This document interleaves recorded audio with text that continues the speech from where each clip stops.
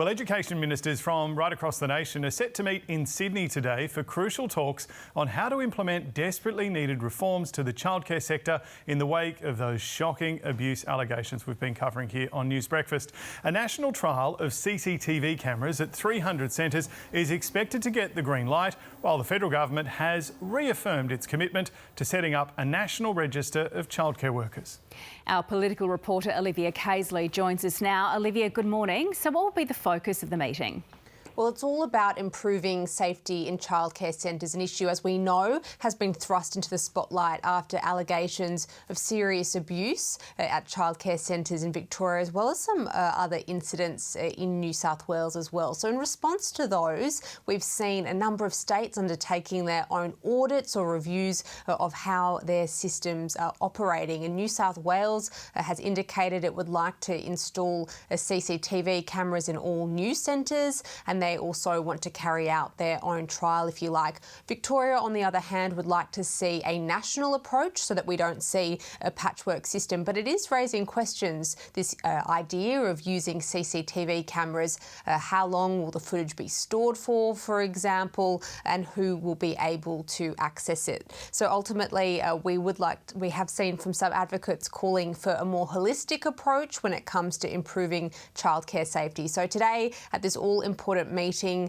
CCTV cameras and surveillance in centres is just one piece of the puzzle. So there are a number of other things to be discussed as well.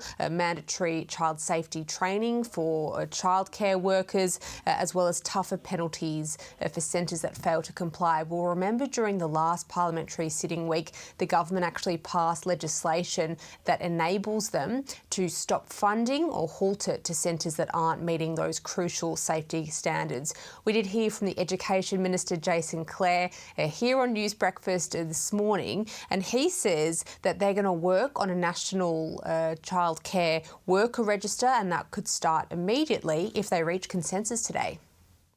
We're going to need to build that system, that register, from scratch. We'll also need to pass laws to make it mandatory for centres to put information onto the register. What we want to do is be in a position to test and trial that new register by December of this year and have it roll out across the country from February of next year. So the federal government has committed $189 million over the next 4 years. It's all about trying to, restore confidence in the childcare sector after we have heard of these awful allegations. Olivia, thank you.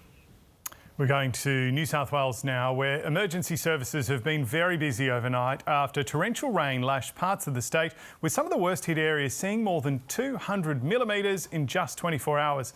Our reporter Claire Simmons is in Port Macquarie for us this morning and joins us again. G'day, Claire. So what are conditions like there at the moment? It looks a little bit drier than when we last spoke to you. Yes, well, we've actually been able to do away with the umbrella for this particular moment, James, so it has improved. In fact, the rain has eased overnight, but it should be noted that Thursday they were looking at 149 millimetres in Port Macquarie, which was a record since records began in 1871. So the SES was very busy in this location, responding to leaky roofs and problems like that. We spoke to a resident there, Hayley Lawrence, about what it was like when that rain came into their home. So we had water coming in. We had about 3 inches of water in our laundry and bottom part of our house. And then we had water coming in through all of our side windows. So we had our kitchen starting to flood and our bedroom starting to flood. So. Oh goodness, that doesn't sound good. And of course those pictures earlier this week were pretty interesting as well. So what are emergency services expecting today? Are things going to start to improve? Well, look, the rainfall is easing in most of the areas of concern, but of course the catchments are not the same. So on the mid-north coast, all the rivers are at minor flood levels as the catchment flows downriver. But the biggest concern is the Dnata region. So residents there have been told to prepare to isolate. The river at the moment is at 5.91 metres, so a little higher than when we last spoke. It's expected to reach 7.3 metres later this afternoon and into major flooding levels by tomorrow. tomorrow. So the real concern there is Dnata, and there have been quite a lot of jobs that the SES has responded to, 627, and of most concern are 12 flood rescues. So they're really urging people not to enter floodwaters. Just play it safe and don't, because it obviously diverts a lot of their volunteers from those other jobs fixing leaky roofs to much more dangerous flood rescues. They advise people to use the hazards near me and live traffic apps to plan their routes, but also to exercise some common sense, James. Yeah, don't drive through floodwaters. Pretty simple message, isn't it? Claire Simmons there in Port Macquarie, thank you so much. Yeah.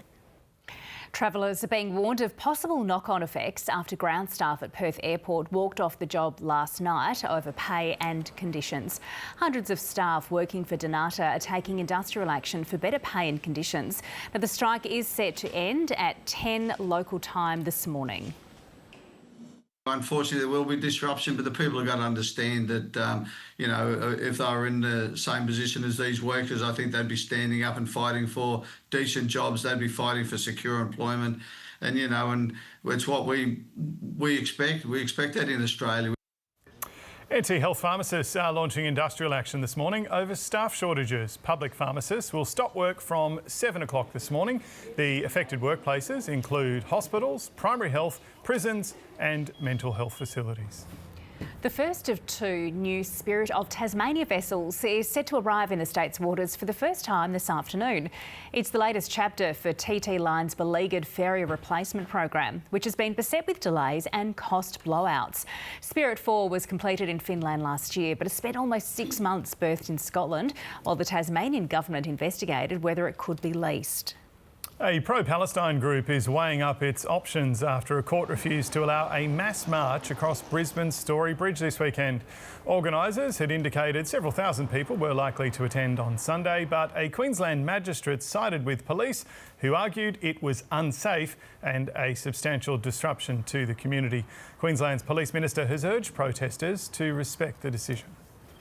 Queensland researchers have used stem cells to create a living replica of human skin in what they say is a world first. Scientists at the UQ laboratory say the skin model is complete with blood vessels, hair follicles and immune cells. Researchers believe it could be used to study rare genetic skin disorders and potential treatments.